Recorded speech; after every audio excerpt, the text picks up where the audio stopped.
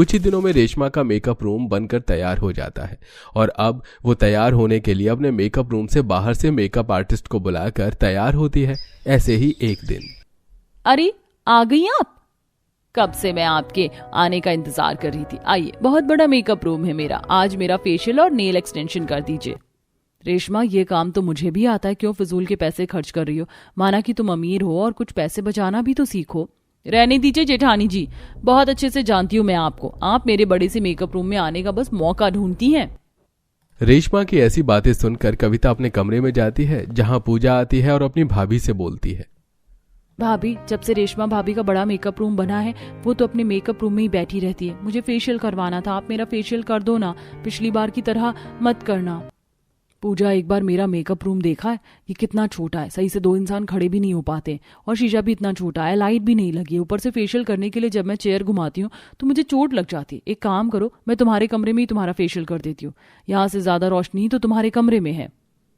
अब कविता अपनी नंद को फेशियल उसके कमरे में जाकर करती है।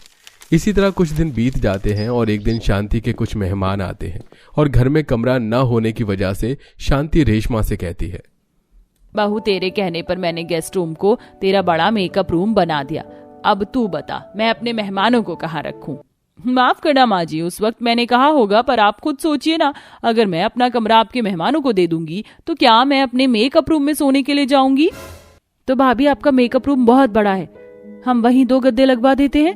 अरे, तुम्हारा दिमाग खराब हो गया है क्या? जानते भी हो मेरे मेकअप रूम में हेयर स्पा की machine, hair dryer, straightener, nail art machine और भी पता नहीं कितनी महंगे महंगे प्रोडक्ट रखे। अगर भगवान ना करे उन गंवार मेहमानों से कुछ टूट जाए या खो जाए तो इसका हर्जाना कौन भरेगा? रहने दीजिए माँ जी, रेशमा अपने आगे किसी की नहीं चलने देगी। पैसे का गुरूर जो है इसको। आप मेहमानों को मेरे कमरे में भेज दीजिए। एक रात की तो बस बात है, मैं गोलू को लेकर नंद जी के कमरे में चली जाऊंगी। वैसे भी विवेक जी काम के सिलसिले में कुछ दिनों के लिए बाहर गए हुए हैं। उस दिन भी कविता अपनी सास की परेशानियों को समझती है। इसी तरह कुछ दिन और बीत जाते हैं और एक दिन मेकअप रूम खुला देख गोलू रेशमा के बड़े मेकअप रूम में चला जाता है और मेकअप ब्रश लेकर दीवार पर पेंटिंग बनाने लगता है। चाची को अपना मेकअप रूम बहुत पसंद है और ये बहुत सुंदर भी है, आज इसकी दीवार पर पेंटिंग कर लेता हूँ। बदतमीज, ये क्या किया तूने? मेरा पूरा मेकअप रूम खराब कर दिया। बहुत बदमाश हो गया है तू। रुक, अभी तेरे हाथ पैर तोड़ती हूँ मैं। इतना बोलकर रेशमा गोलू को मारने लगती है। जहां कविता अपने छोटे से मेकअप रूम में किसी लड़की की आईब्रो बना रही होती है तो अपने बेटे की रोने की आवाज सुनकर वो रेशमा के मेकअप रूम में जाती है और उसके मेकअप रूम की दीवारें देखकर हैरान रह जाती है। देख रही हैं दीदी, आपकी तरह आपका बच्चा भी गंवार है, एक नंबर का। क्या हाल किया